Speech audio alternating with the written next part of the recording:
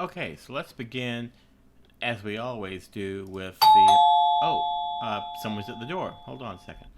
Luckily, we have a video doorbell which lets us see who's there, and so we can check before we allow them to come in.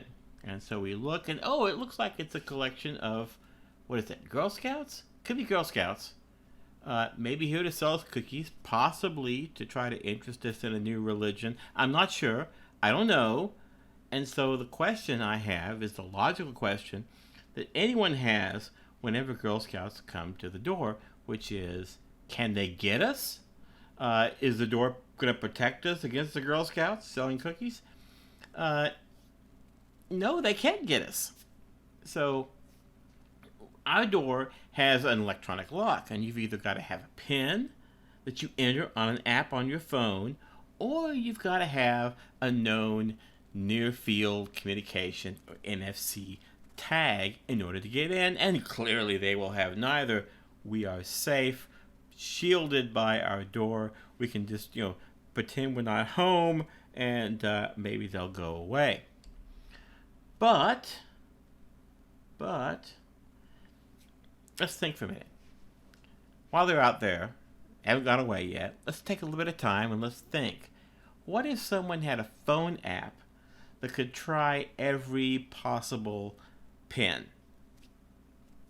Well, that won't work, right? Because systems delay the time to enter a pin and can even lock you out if you fail too many times, right? Over on the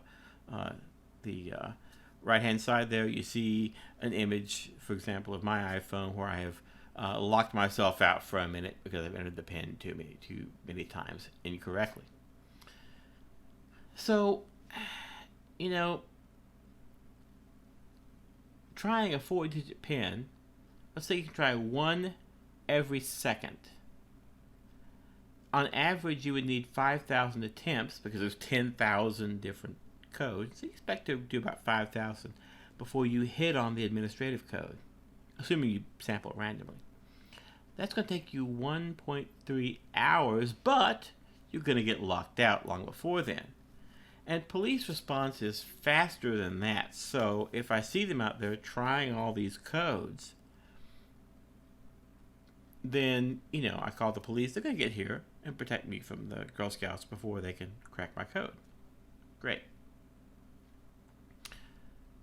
But what if I didn't have a delay? And what if I didn't lock someone out when they tried the wrong code too many times? Could that happen? Well, let's say I could try 1,000 codes every second. If I could do that, I could crack the code in just 5 seconds, and then they're in the room with me, they know I'm home, and I'm obligated to buy cookies. Or maybe take their pamphlets for their religion, whatever it is they're coming to offer me. If the pin was 6 digits, well, it would take 8 minutes, which isn't really reassuring. And then, of course, once you cracked it, you'd have the administrative pin, and perhaps you could do other things. Like once you've unlocked the lock, maybe you can change parts of it. What if they change the pin and I can't use it anymore? Only they can use it. That seems pretty bad.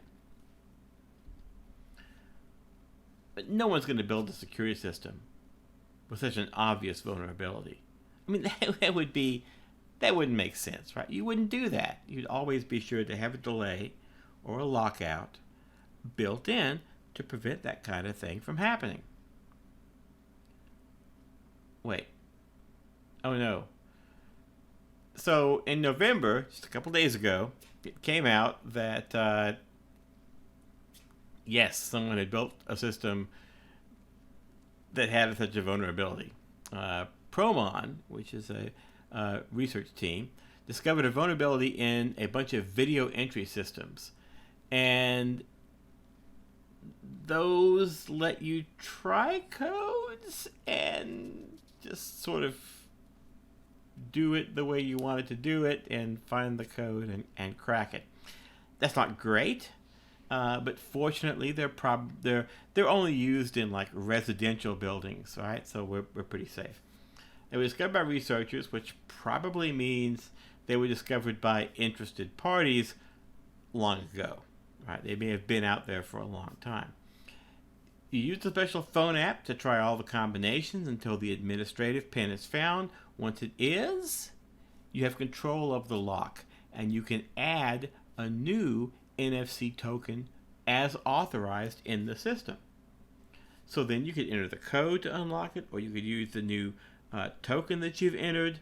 Either way, you walk up to it with your phone, and either you enter the code on your phone, or you just wave your phone at it, and it unlocks, and you're good to go. But like I said, only used in residential locations like the residence of the president and parliament. Things like that. Minor little buildings? Okay, so maybe it's fairly serious. But other locks are harder to break. Okay. And so it's a great talk, which I recommend, from 2017. That's the before times, for those of you who are addled like I am by COVID. It's the before times. So the guy who was giving this talk, O'Flynn, acquired 2 samples of home electronic locks and examined them. He found the first model was vulnerable to evil-made attacks. What's an evil-made attack? Well, once you give someone access, they may be able to take action to preserve access, right? If I give you access to my home, you might tape the little doorknob thing so you can get back in, or you might steal my spare key, or you might do any of another dozen other things so that you can get back in, right? The easiest thing would be to go to the back door and unlock it. That way even you can just walk in the back door later. So in this case, if you get physical access to the lock's internal parts just once, you can install your own lock code so that you can use it to get in whenever you want. And it turns out the way you do that is you open the battery compartment. And inside the battery compartment are the instructions on adding a new code. If you follow the instructions, you add the new code. Problem solved. No need to enter an existing code or use any special tools or anything. You're good to go. So once you've opened the battery compartment, the entire game is up. The other model didn't have that specific flaw, but it was vulnerable to a hack.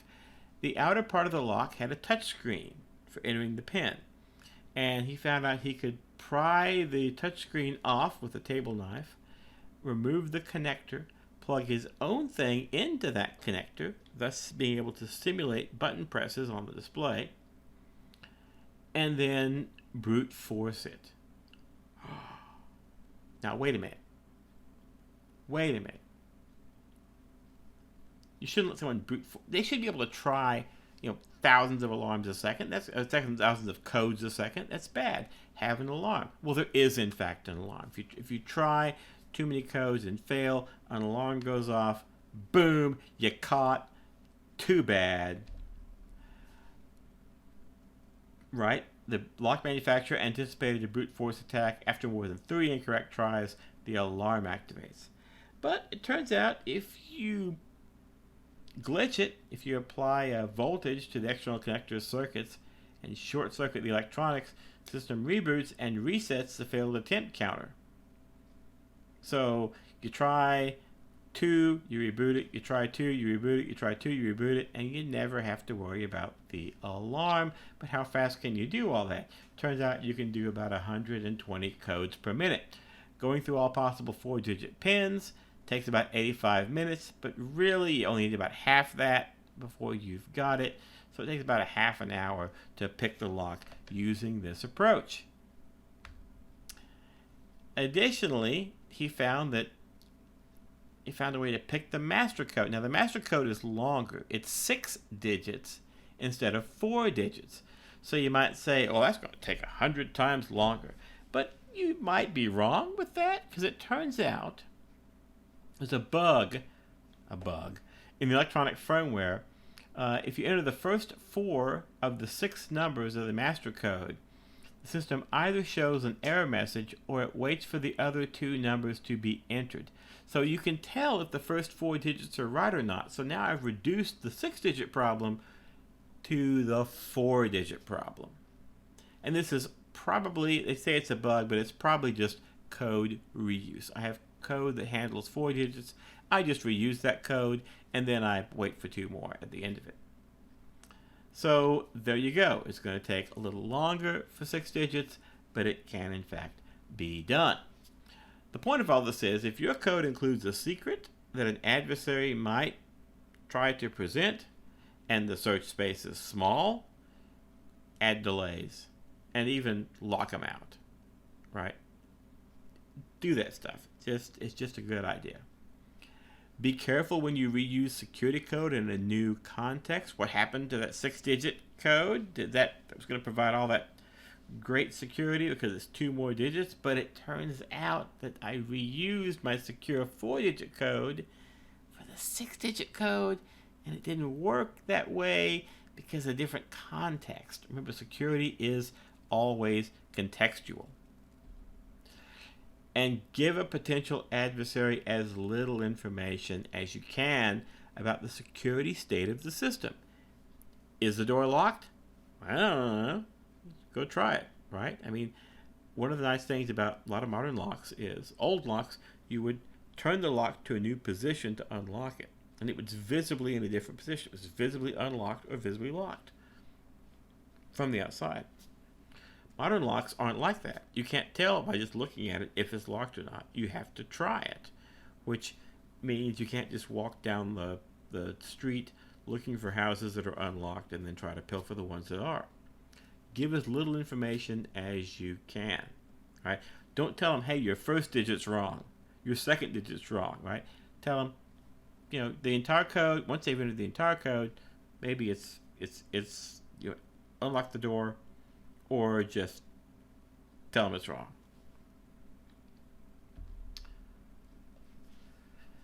And because I don't want to make enemies of the Girl Scouts, I want to tell you they have delicious cookies. And every year they come around, and every year we buy several boxes of Girl Scout cookies. Because my kids, frankly, my kids get to the door before I do, and they discover that there's people selling cookies, and then we end up signing up for several boxes. Or I'm in the office and someone comes in and tells me that their kid's selling Girl Scout cookies, and what am I going to do? Not buy cookies?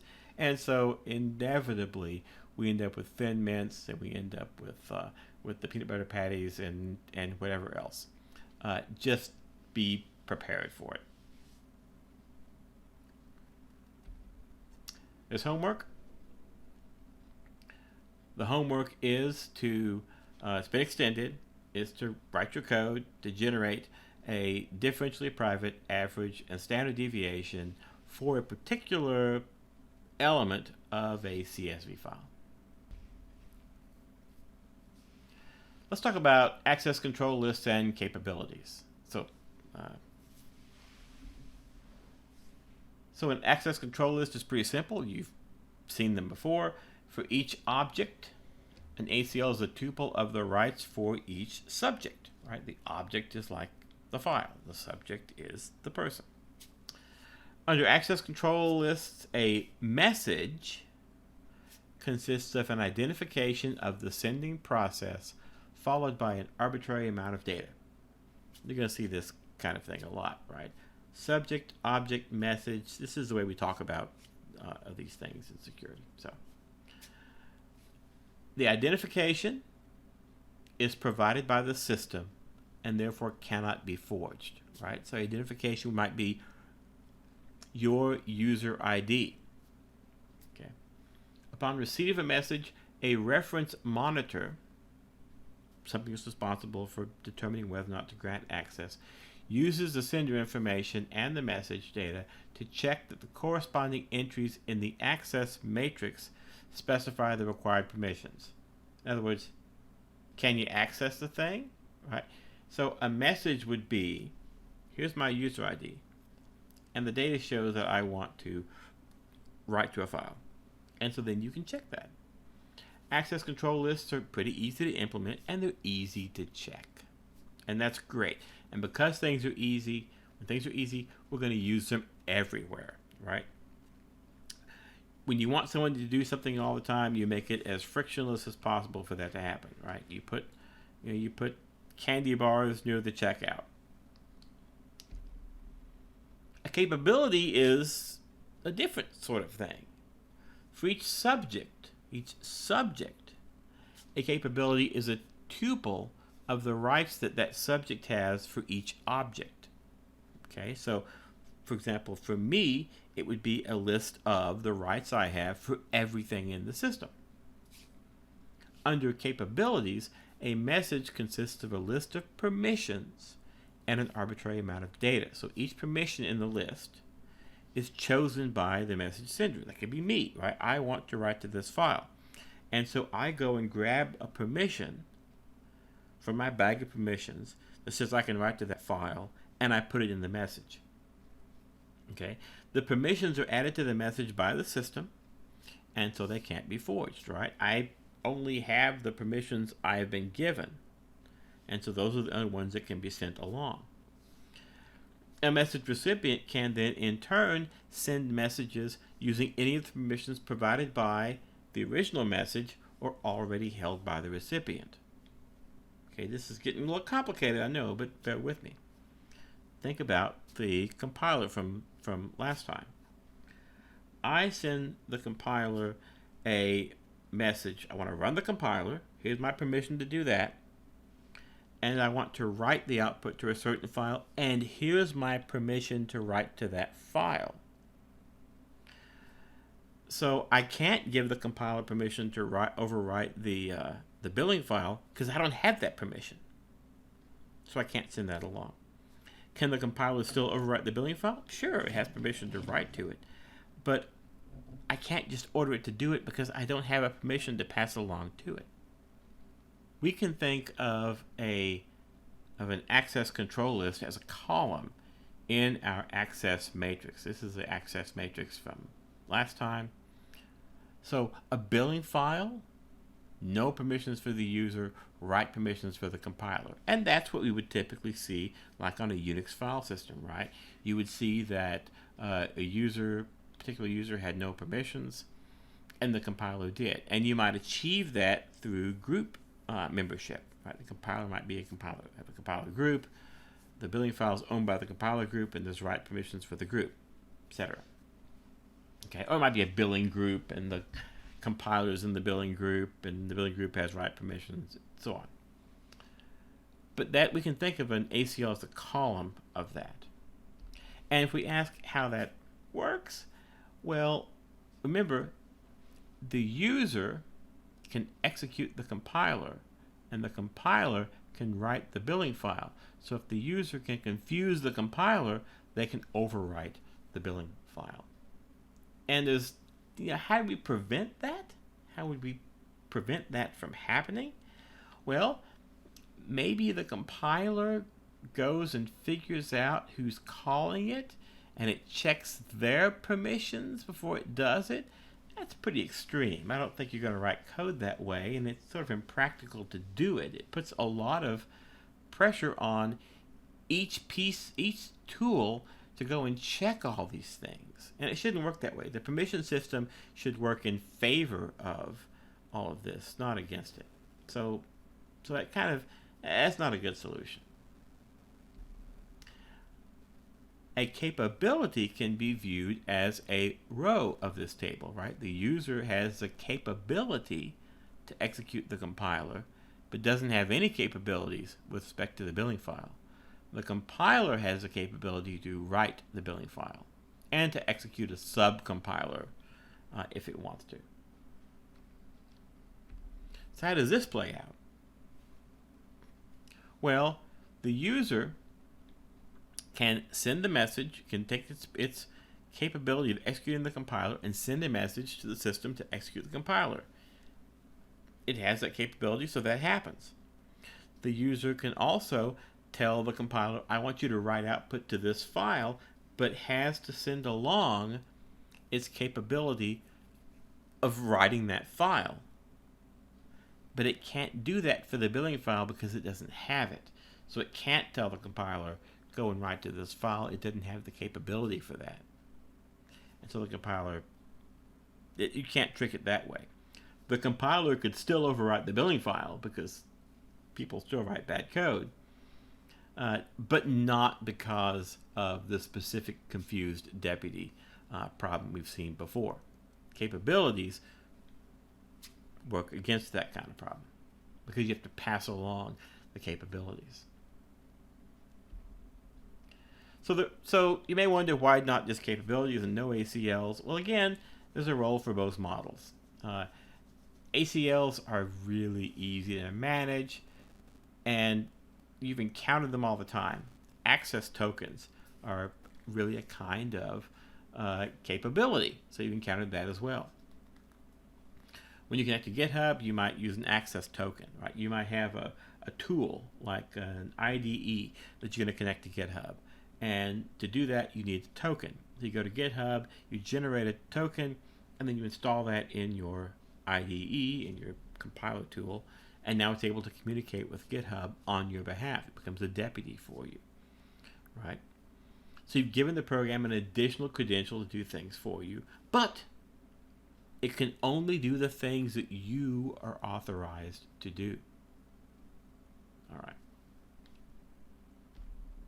So, takeaway here, determine how you're going to control access to a resource, and if you allow someone to pass along access to a resource, determine how that gets managed, right? If I'm going to give you access to something, you have to keep track of the fact that you were given access to it by someone as you pass that along.